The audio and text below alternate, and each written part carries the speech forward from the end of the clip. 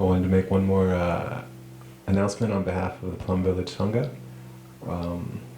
Might be too late, I don't know when this video will be posted, but on Tuesday, July 28th, an international online family retreat will begin.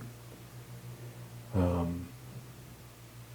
if you would like to join that, we have we have time zones set up from Plum Village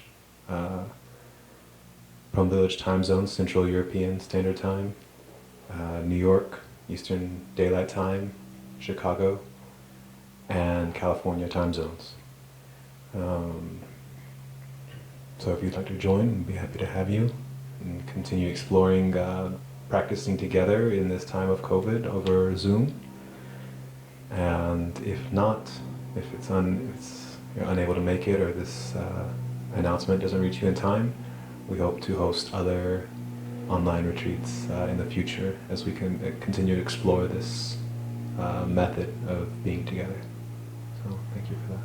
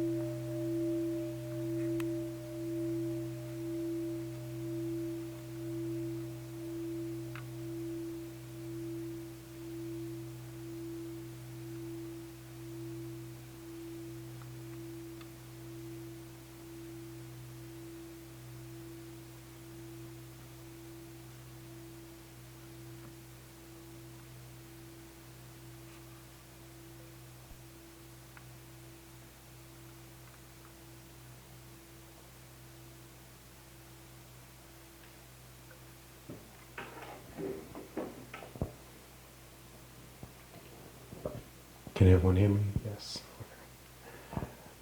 Good morning, dear respected teachers, dear beloved Sangha. My name is Brother Minh Dung. It's translated as True Sky of Radiant Embrace.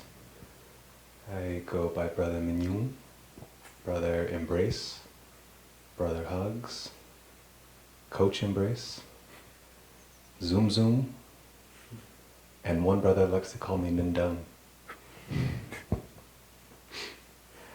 To my right is Brother Minh An, which is translated as True Sky of Radiant Peace. He goes by Brother Minh An, or Brother Peace. And then next to him is the Minh Lượng, which is True Sky of Radiant Generosity. He goes by Brother Minh Lượng, or Brother G.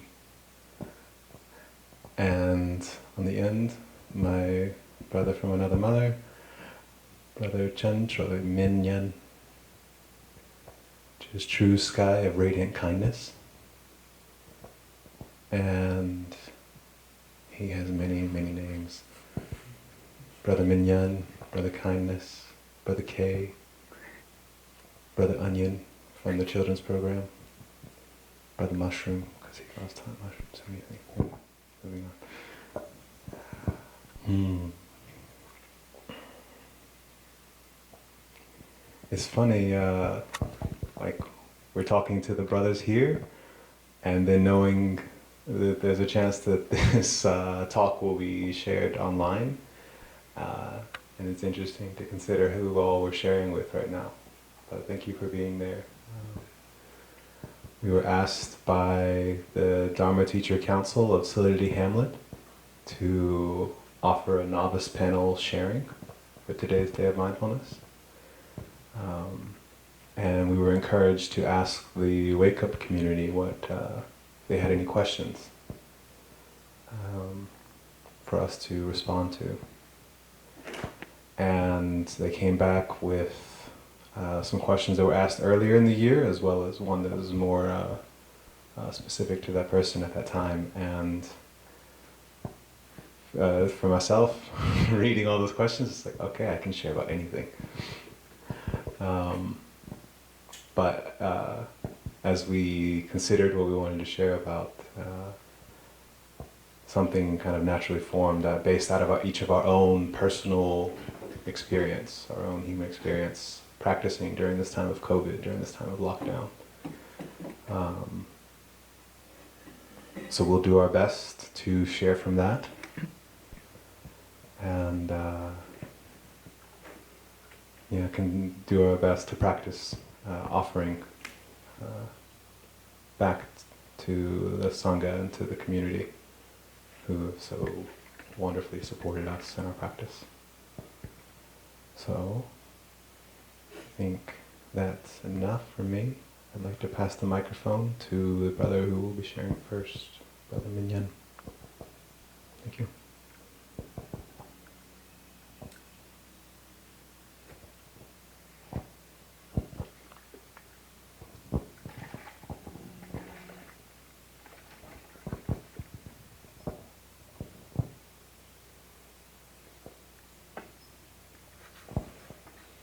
Dear Tay, dear brothers, and dear friends, as our brother already has shared, my name is Brother Minh An, or Brother Kindness.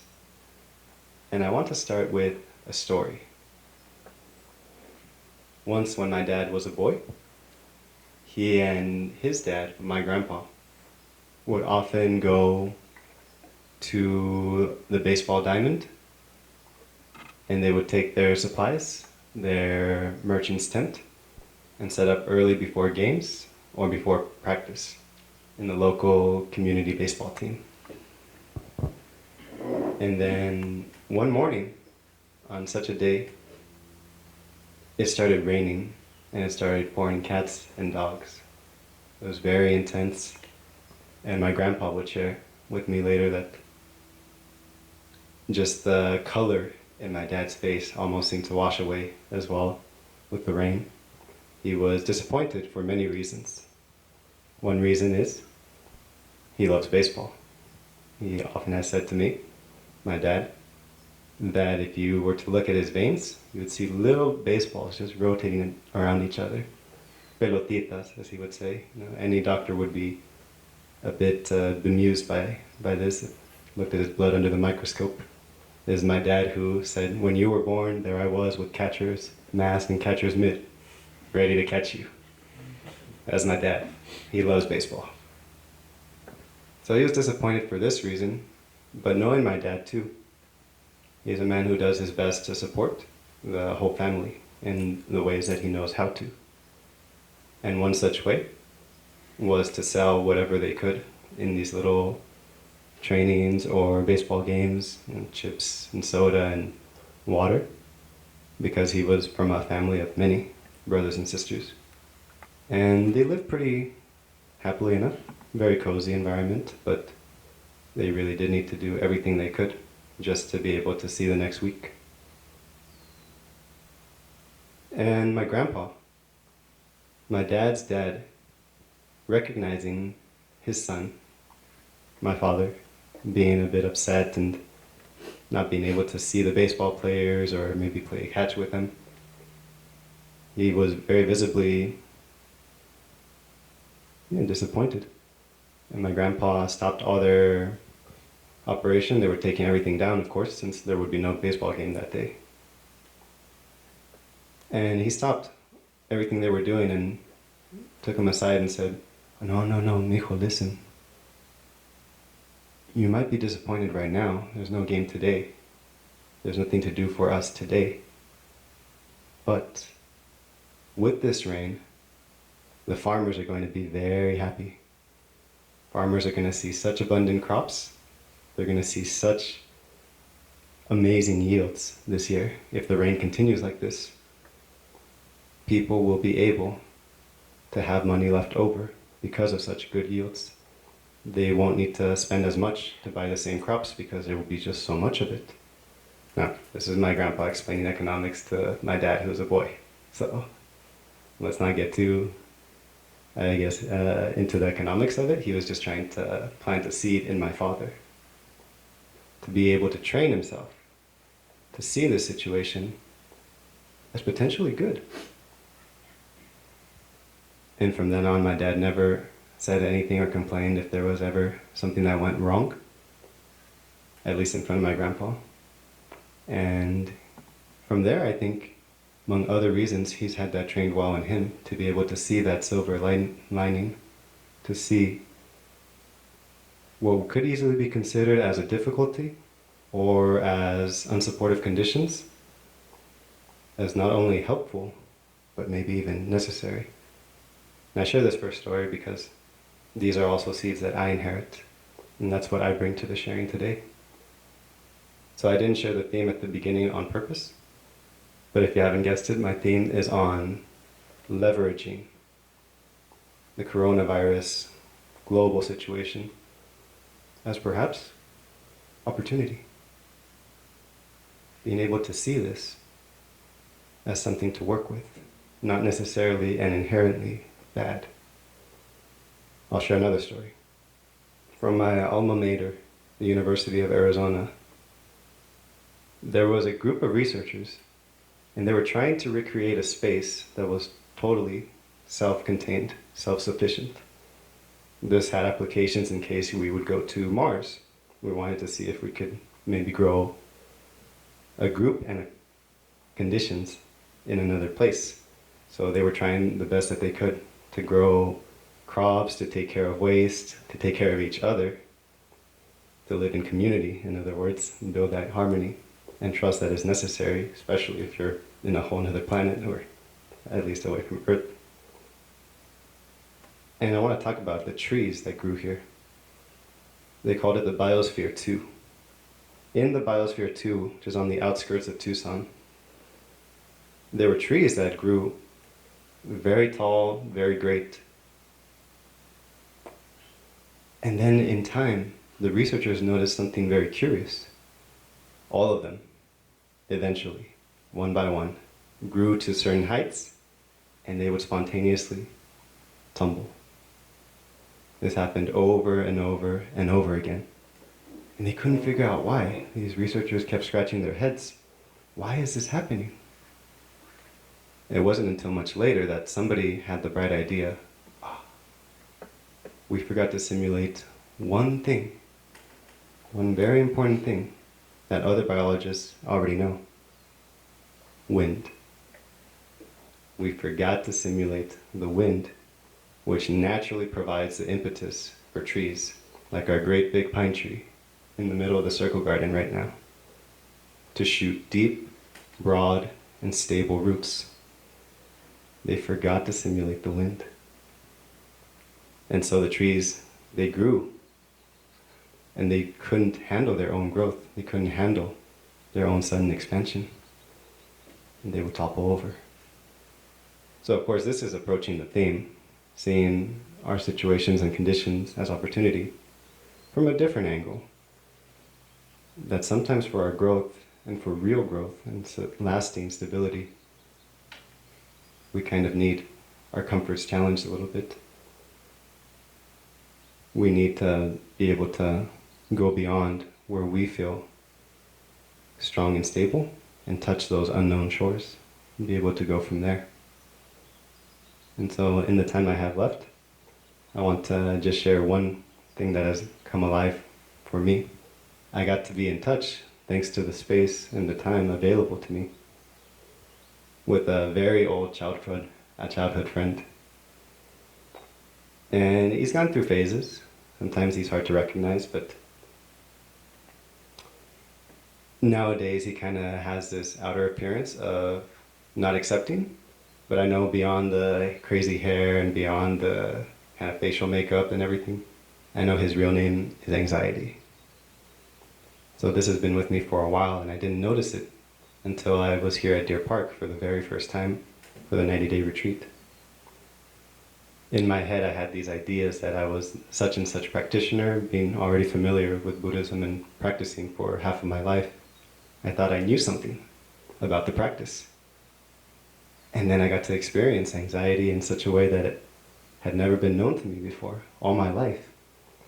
And it ran counter to this story I had made up about me as a solid practitioner, as a good practitioner.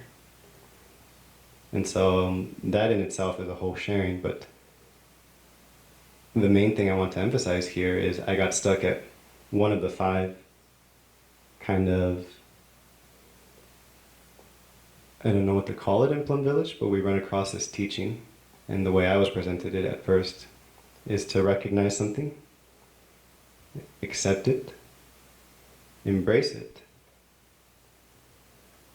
maybe investigate, look into it, then let go. And maybe, just maybe, if we do that with love and care, insight might happen. So that's nice, those are pretty words. It was great and well, but there I was still, very concerned that I would faint in the city meditation next to my brother, because I had just gone through fainting episode before coming to Deer Park, and there was this deep fear. What would the brothers think? Would I be asked to leave? Would they not be able to support my aspiration to transform and continue healing here in this monastery? And so I'd heard these teachings from a brother who ordained with us, and then from other very unorthodox lay friends who tried to force me to faint and all these kind of things. And that was interesting. But it wasn't until maybe 2 or 2.5 months into the 3-month retreat that it really sunk in. And I figured, in the words of another brother that helped me out so much, so what? You faint. You pass out. You pass out on the Venerable who's sitting behind you in the morning meditation. One of the big problems is that failure to accept that this is a possibility, and for me, that it's not the end of the world. I change centers. If that's what's asked of me, I change centers. I have to practice in a different way, I practice in a different way. A brother who helped me out said, if you need to run out of the big meditation hall, you do that. And those were all great, but until I started realizing for myself, if I do faint, I faint, and that's it. That's the end of that story. It wasn't until I really internalized that I was able to finally go through the other processes of embracing, investigating. I'm afraid of being found out. Who isn't? And then letting go, and being able to really transform from there. And a similar thing happened to me now that we are in this coronavirus situation. I, like many others, had a week or 2 where I was in a denial mode. I kept refreshing the statistics, I kept imagining in my head, it's not going to come to San Diego County, and if it does, it's not going to come to Deer Park. Luckily, I don't have wood next to me, but you can imagine what I'm going to say next. Happily, we're all here. And still, there was that deep anxiety of what's going to happen next. Will this center be able to survive? Will I be able to practice in the way that I know? And so all these thoughts, and I wasn't able to really be here or practice in all my neuroticism. And like this example from my 3-month retreat here at Deer Park, it wasn't until I sat and said, you know what, maybe, I don't know, maybe in a few weeks I'll be feeling the grains of sand in my throat that some people who have gotten COVID express, maybe I'll feel like I'm breathing out of a bag. But actually, that's all in my imaginarium right now. That's not here. And recognizing that impermanence, recognizing that conditions could change any moment, and in small ways they have changed. It wasn't until really befriending that I realized, okay, I'm here, 2 hands, 2 lungs, 2 legs. I can practice 1 more minute, I can practice 1 more hour, I can practice 1 more day. Maybe that's it. And maybe that's more than enough. Because already I wasn't really practicing in all the stress and anxiety that came up until I finally let go of this fear. And it's still happening in waves, of course, because the situation is not resolved. It's still tenuous. But one thing I know is not in the air is what I can choose to do right now. And so, as it's an ongoing exploration for me, choosing what we want our experience on this mountain to be and to look like has been a big theme in my practice, continues to be. And I'm sure we'll hear other examples from the brothers who will share, so I promise I'm going to pipe down and allow my brothers to speak their truths. Thank you for your time.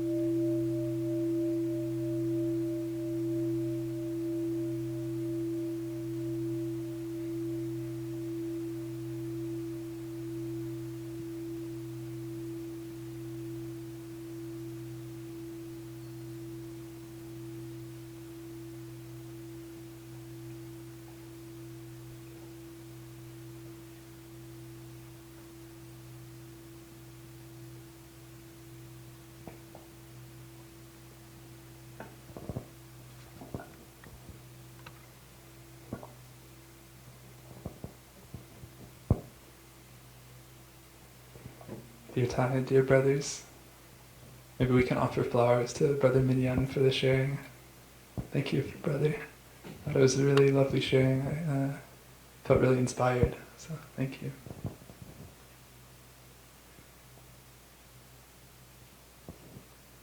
So maybe I'll just share a little bit of context first. As Brother Minh Dung mentioned, we got these questions about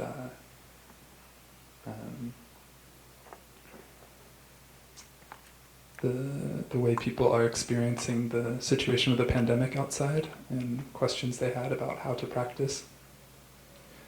And the first thing I wanted to recognize is that we have such a different experience here in the monastery than people do out there in the world, who may be locked down in an apartment or in a house with a nuclear family, or maybe they're just with a significant other, or they're just by themselves.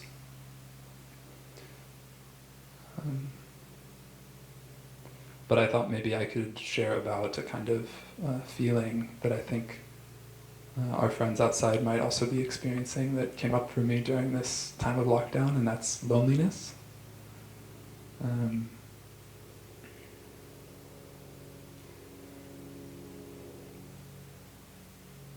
And I'll also start with a story like Brother Minh An. So, when I was 14, I started high school. I was a freshman in high school. And this was the first time in my life when I kind of came up against this feeling of loneliness in a powerful way. And in my town, it was a relatively small town, so we had one middle school and one high school. So when I started high school, I knew a lot of the kids already at the school. I had a group of friends from when I was in middle school, and most of them were there when I started my freshman year. But for one reason or another, I started to feel really kind of sad and lonely during that year. And when I would, enter into a social situation with friends, I would have this kind of sad face, and people ask me how I'm doing, and I say, I'm sad, you know, just kind of really kind of wearing my heart on my sleeve, you know. And I think that kind of turned my friends off more than, you know, they were already. So I became very lonely at that time. And I got this piece of advice that you should smile when you see people. People are attracted to people who are happy.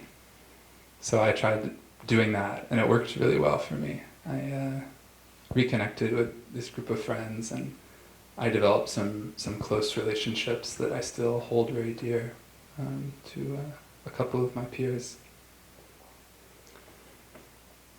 So fast forward to this period with the coronavirus, and our community has shrunk a bit during this period of lockdown. Some of the elder brothers that were here for a long time have left to go to other centers or to stay elsewhere. And when I first realized this was happening, I felt really worried about it, and I was nervous that I was gonna not have the support I was used to having, and that would be difficult. But it was only on an intellectual level at first. But it turned out to be true once you know, a month or so passed by with the current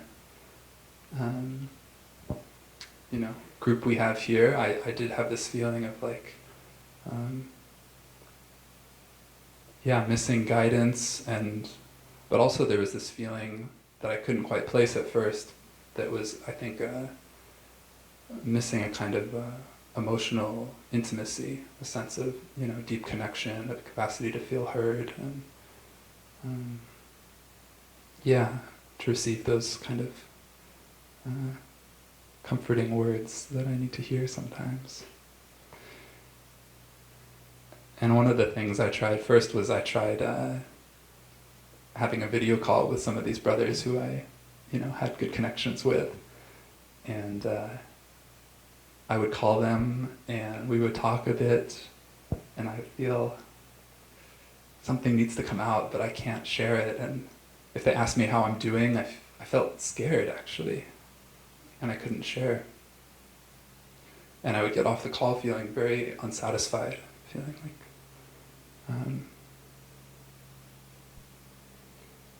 what I was looking for, I wasn't able to receive somehow.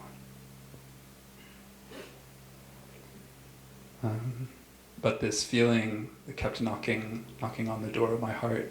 And I think because we've had this space, like Brother Minh Dung shared, where we had less activities and things, you know, I think it helped this feeling to come up. This part of me that wasn't being acknowledged, maybe. And finally I was able to share with one brother how, like, I feel like I have been made to put on this smiling face all the time, and I can't do it. I'm tired of it. I can't be happy all the time. And just really, you know, I really let it out. I was like crying, bawling in this guy's room. But it was very cathartic for me to kind of say it out loud, what I think I already knew in my heart. And since that experience, I've had other sharings with brothers about it, and I have this feeling of stronger connection, not just with the brothers that I shared this directly to, implicitly to, but everyone. I think, you know, that habit that I had learned at that younger age, and maybe had been transmitted to me even by my parents, was able to heal a little bit. And I was able to tell people, you know, I'm not doing so well today, if they ask me, and it's the truth. And that was a big source of connection for me. That part of me that was lonely, that I wasn't letting it talk to anyone before, and letting it have that connection, brought me so much happiness and relief.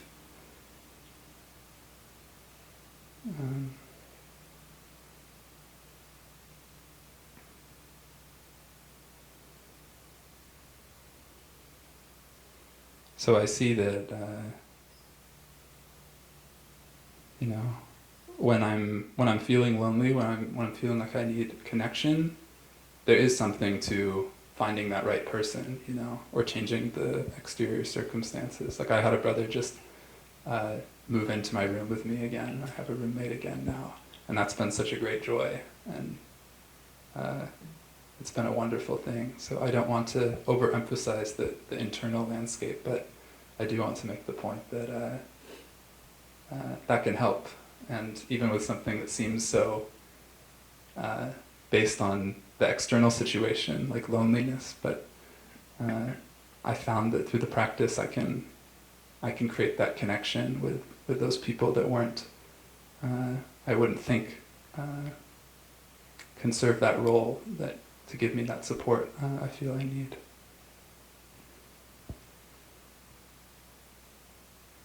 Do I have some time? How much?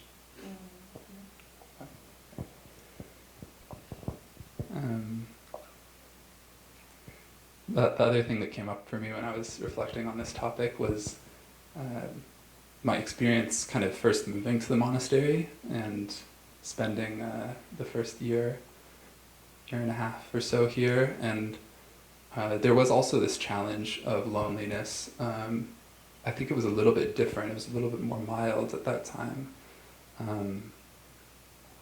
But as a monastic, or as someone living a monastic lifestyle, there isn't this kind of physical intimacy that I was used to have with my parents, for example, or even close friends or other family members, and also a kind of emotional intimacy.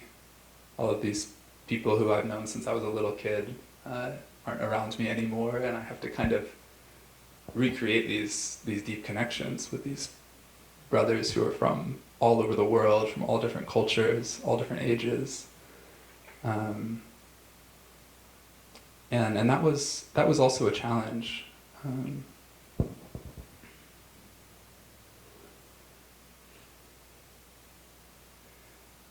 But what brought me a lot of joy and connection throughout that time was being able to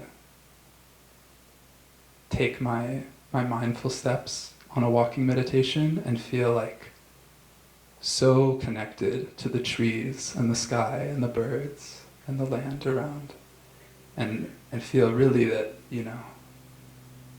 I'm a child of this world, and notice that deep connection. And when I look into the eyes of a brother or a friend in a quiet moment, and I see the emotional landscape that exists behind those eyes, there's also a moment of intimacy there that's very, very fulfilling. So these human needs, I think they can be met in creative ways. I don't want to get caught in thinking, there's a certain way I need to live my life, or a certain set of requirements for me to feel, happy and fulfilled, because I'm learning all the time that spiritual nourishment can come from many different sources, depending on how I'm experiencing the world and how I'm practicing.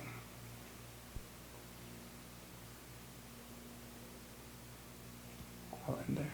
Thank you very much for listening and being here.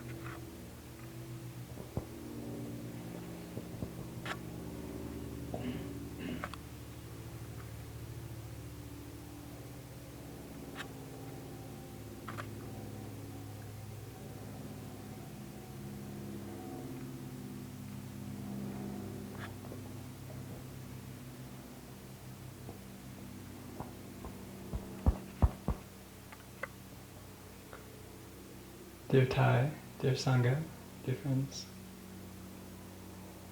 Once again, my name is Brother Minh An.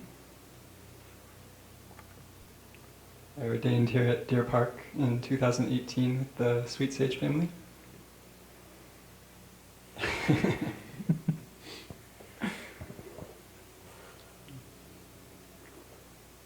My name in Vietnamese means radiant peace.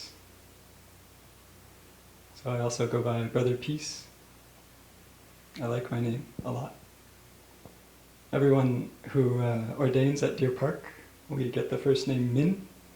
Minh means radiant, and then we have a second name, and mine is An. An means peace.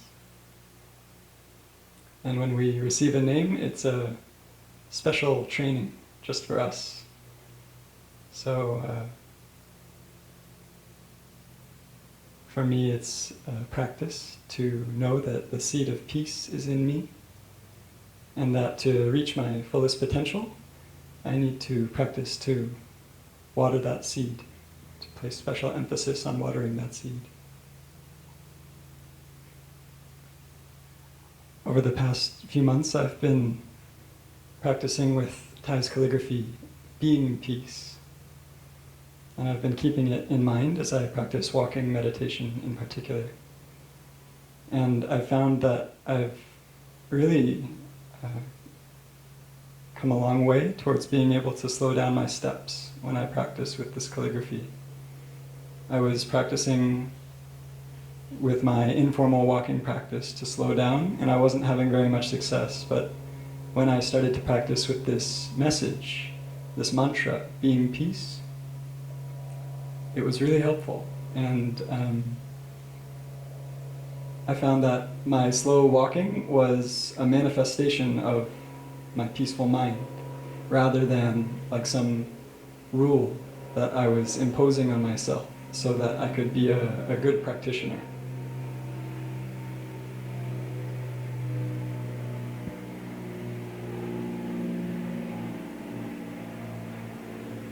And so over the past few months, I've also been looking into the obstacles to my being peace, especially sorrow and fear. I see that sorrow and fear are big, powerful seeds in me. My ancestors, my blood ancestors, have a history of depression and anxiety many generations back. Actually, 3 of my grandparents attempted suicide, and 1 of them was successful.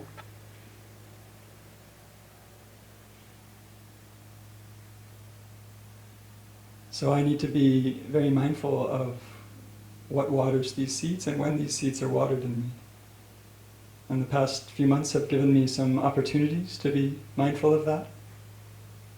In particular, anytime I read the news,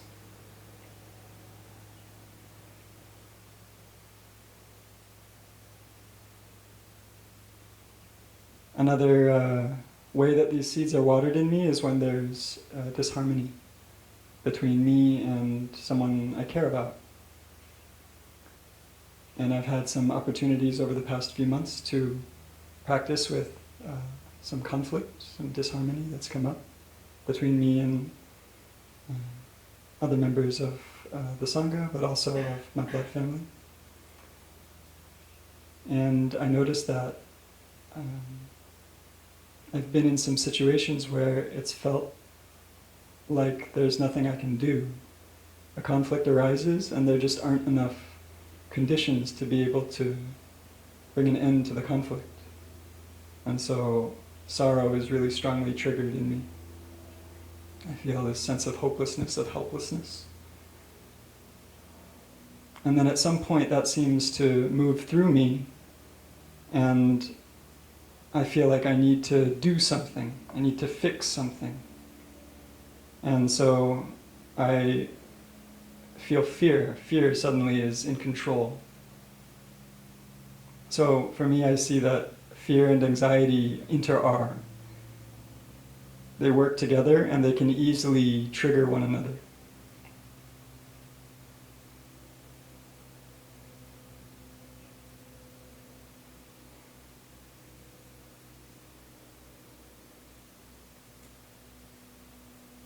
And I've become very aware of this little boy in me who, out of sorrow and fear, he wants to impose his views on others.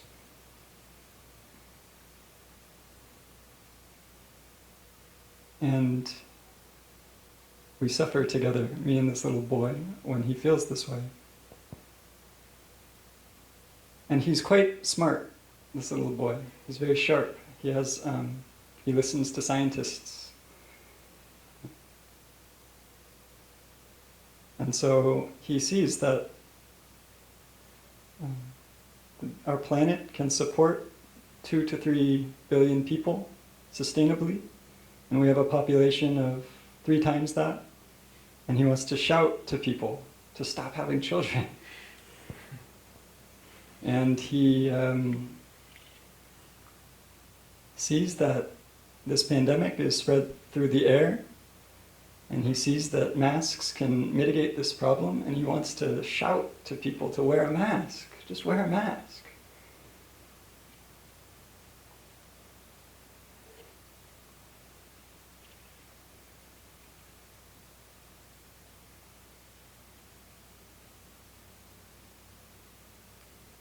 I feel like I've learned many times in my life already that I can't change my parents.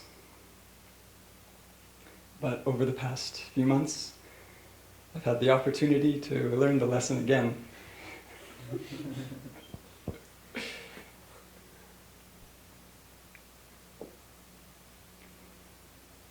And what I've realized is I've gained some perspective on my ability to change anyone.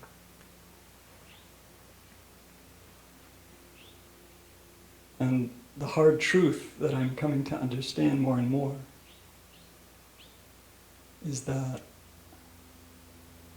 I can't really do it. I can't really change others. Especially not when I have this view that these others are outside of myself.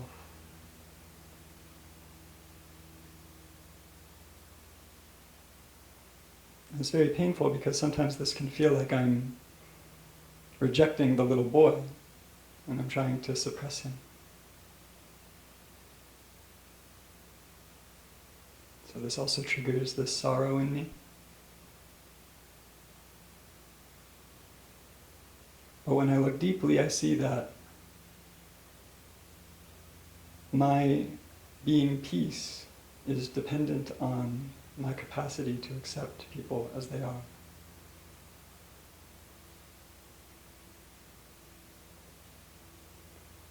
And to take this little boy's hand and walk with him and listen to him, but to help him to be peace too.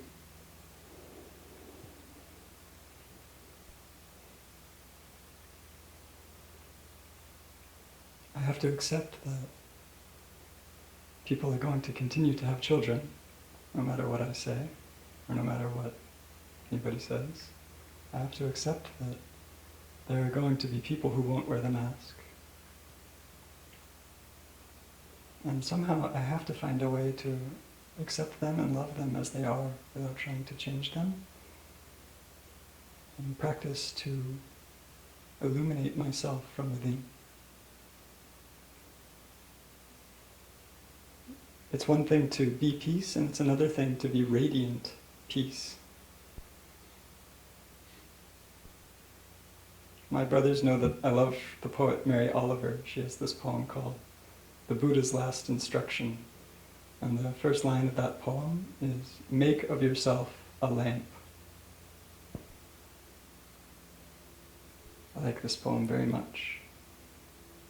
A lamp, it illuminates itself from within, and effortlessly, naturally, it illuminates the world.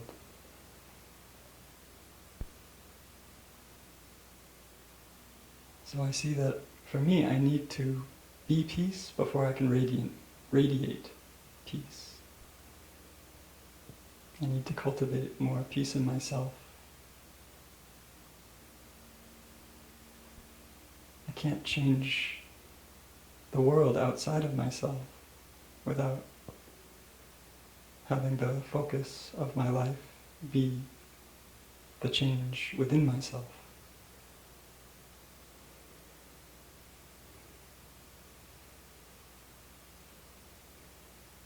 And this is ultimately what led me to monastic life in the first place.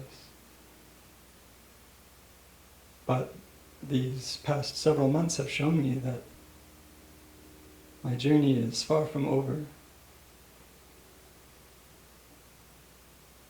I still have many more peaceful steps to make. I still have a lot more peace to cultivate within myself before I can illuminate the world, before I can radiate peace.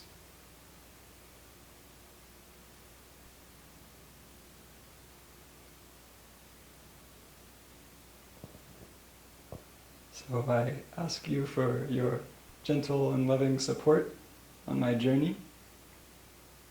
And I ask for your forgiveness for any unskillfulness. And thank you for your deep listening today. May we all be peace.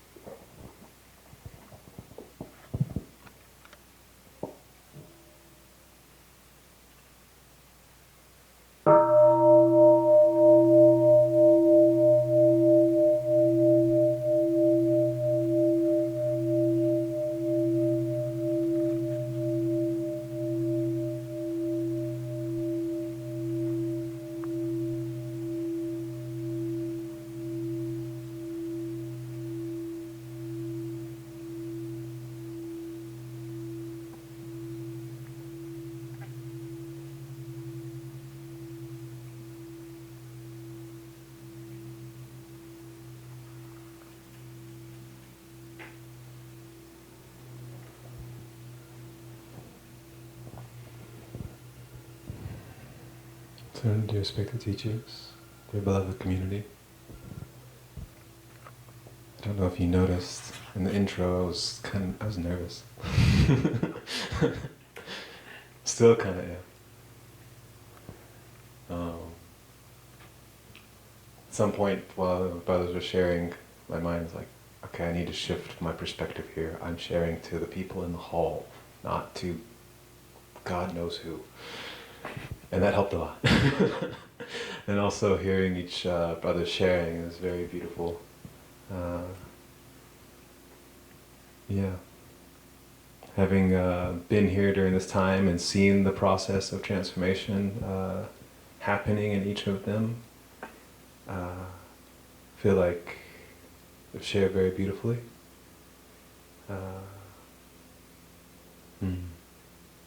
Yeah. It's very beautiful to see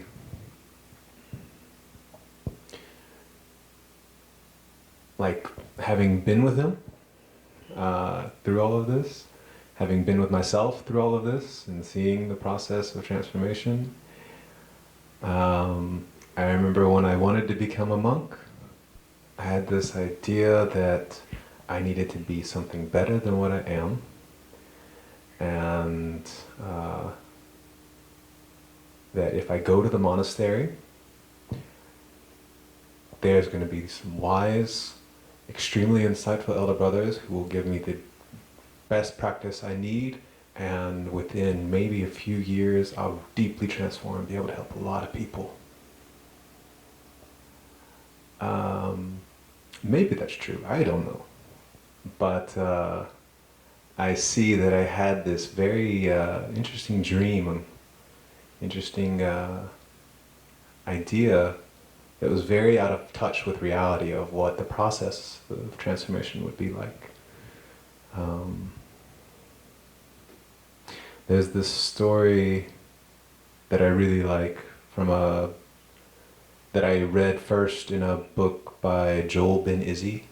I think it's called The Secret of Happiness, The Beggar King and the Secret of Happiness, or something like that. There's this guy who's looking for the truth, And he goes far and wide, all over the place, all over many countries, walks many, many, many miles in search of the truth, finds many amazing things, but continues to search for the truth.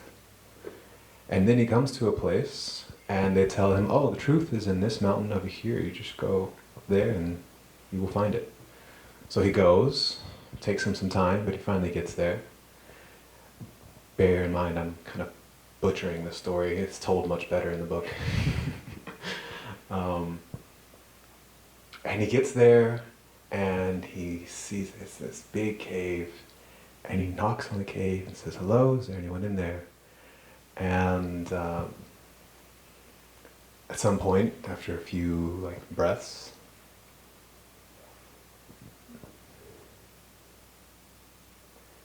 this voice comes back and says, yes, I'm here. But what do you want? And he says, I'm looking for the truth. And he says, well, and the voice says, well, you found her. Come on in. And he comes in, and he's walking, and he finally is meandering through the cave, and then he comes to this fire, and not by the fire, there's this old, scary-looking woman. That he said that the book, I think the story says, is like the most ugly woman he's ever seen, and she's got a bulging eye, and she's super hunched over. She's got a few stray hairs. I think her fingernails were long. I don't know the whole description of her, but just kind of appalling and shocking. And he says, "You are truth." She says, "Yep." He doesn't believe. He's like, "Well, okay. I guess I'll stay here and find out what people are talking about." And as he stays with her, he finds that indeed she is the truth, and learns many amazing things. Spends a long time with her to learn from her, and then when he's ready to go, he says, "How can I ever repay my gratitude to you?" And she says, "When you tell people about me, tell them I'm beautiful." I feel like that's very, very good story, very true story in my experience now.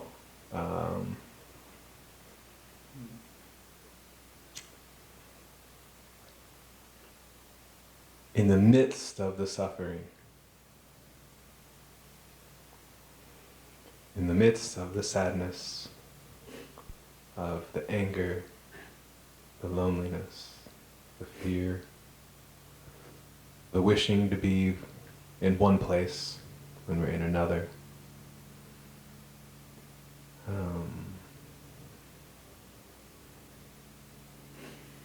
the anxiety, the discomfort, the unpleasant place, in the midst of that, it's not pretty,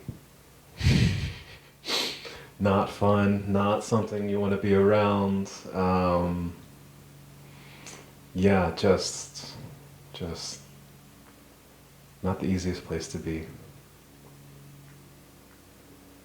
I've seen that in myself during this time, and I've seen that in the brothers during this time. It's like we go through this phase where it's hard, where it's painful, and we don't really want to be in it.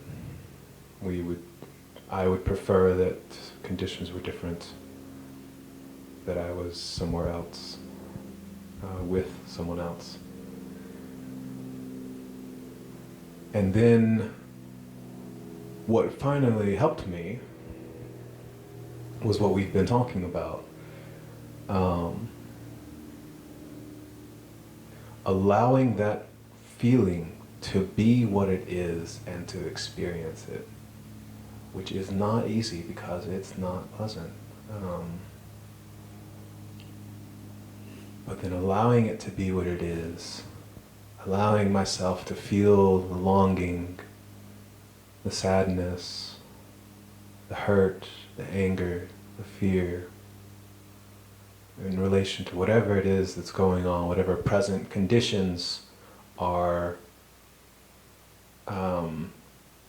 are my truth, are what my teacher in that moment.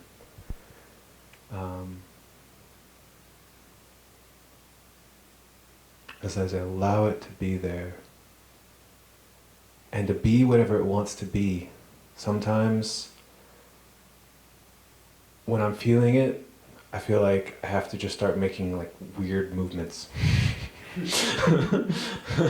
Like sometimes I'll just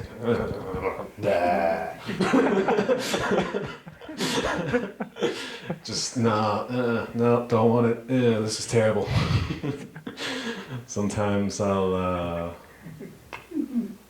make weird sounds, act funny, make jokes, cry.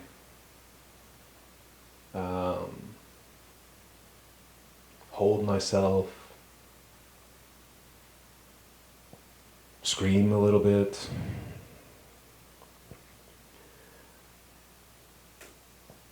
For me, that was really helpful, was allowing the emotion to be what it is, and by doing that and going through it with awareness, that is the key point I find. Like, if I lose the awareness of the feeling being just a feeling, but also very real and very there, then I either get really caught up in it and act from it in an unskillful way that causes suffering for myself and others, or I push it away through consumption of food or of work or games or movies or shows or conversations. Like, so many ways that we can cover up, distract ourselves. It's very easy to do that. When I allow it to be there and to feel it in my body, to feel the sensations, to breathe with it. If I'm tense, okay, I'm tense. If my fist wants to clench, okay. If my lips want to quiver, okay, let them be.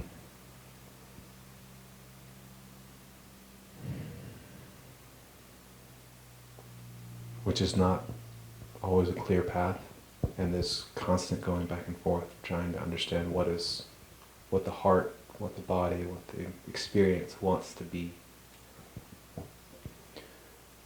Then insight comes. Then understanding of why the suffering is there comes. Understanding of what the way out is comes. Not to say that it's transformed entirely. I've fallen into that trap a few times during this time. I have some insight. It's like, okay, I'm free. I'm liberated. This suffering will never come up again. I have realized all that needs to be realized. Nah.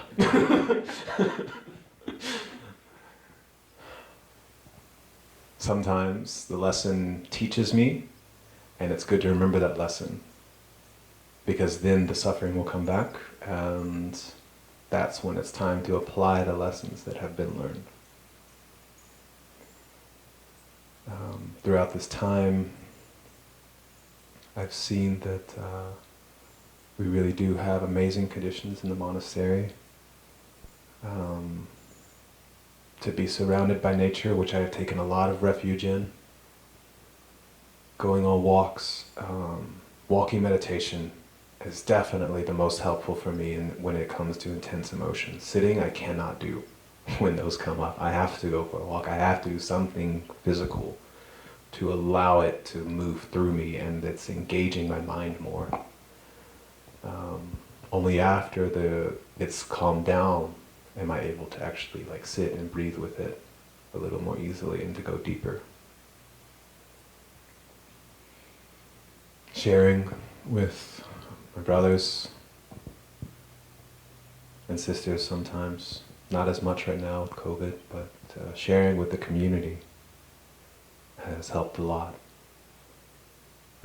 Both to help understand the emotion that's there better, and also for it to receive the support of the collective and the experience and insights and the mirror that the Sanghas offers so well.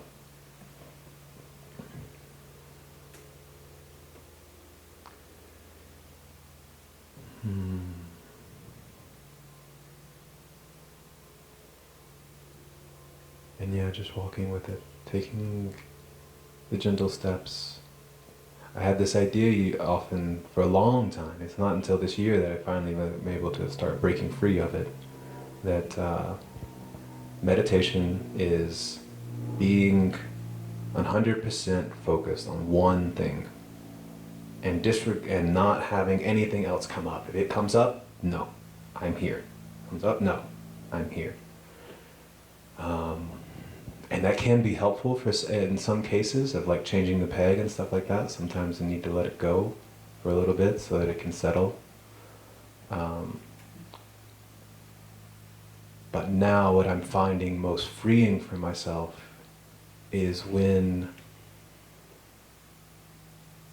I allow the moment to be what it is.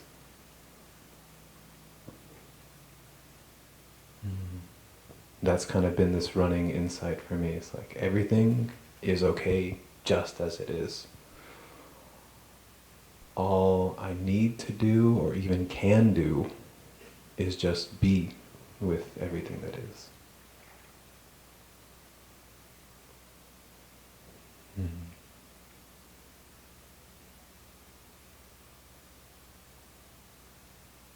Because it's here. This is the moment, these are the conditions. Somehow, some way, and from what I've been seeing, and what's really helped me at times is somehow, some way, I have earned this. I have brought this on myself.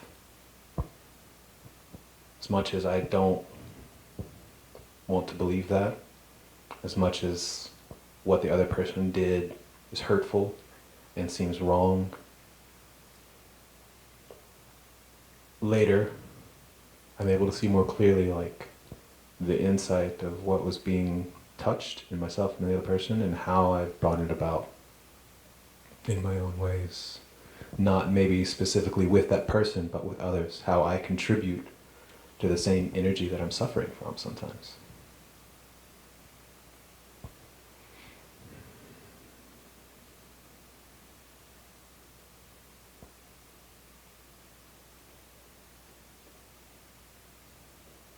How long have I been sharing?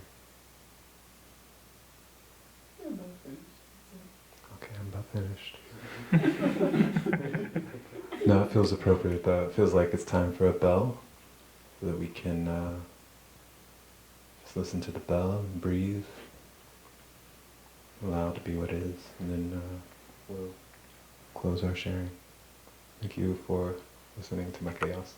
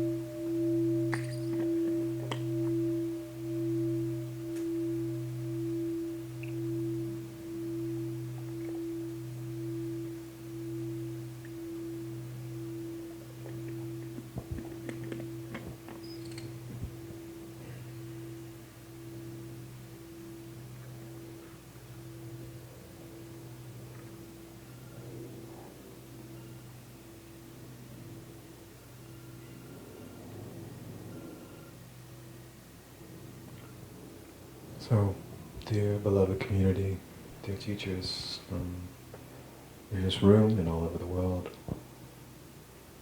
and whose shoulders we're standing on, thank you for being here with us in this moment and in moments to come,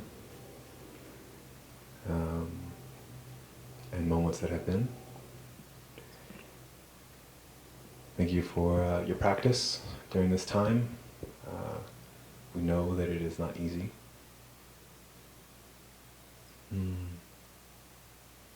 But we are here for you, just as we know that you are there for us. Because as it's shared, we're all children of this planet.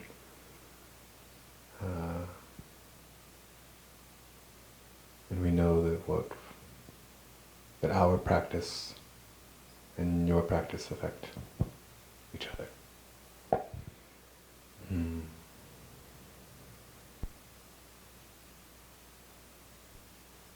We've,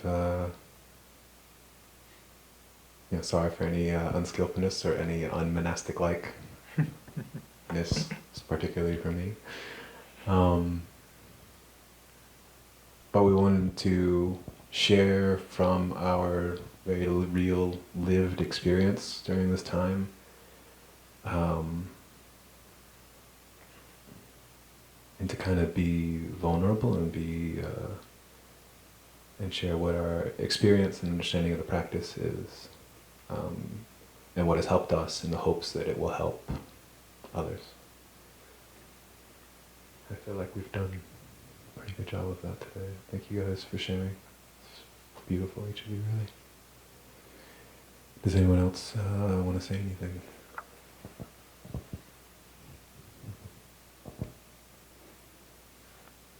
Okay, so thank you. We will close with 3 sounds of the bell.